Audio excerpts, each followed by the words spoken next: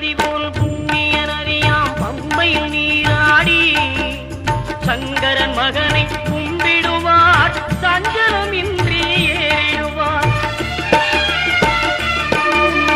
நீலிமலை ஏற்றம் சிவபாலனும் ஏற்றிடுவார். காலமெல்லாம் நமக்கே அருள்காவலனாயிருப்பார். தேகபலம் தா பாதபலம் தா தேகபலம் தா பாதபலம் தா தேகபலம் தாய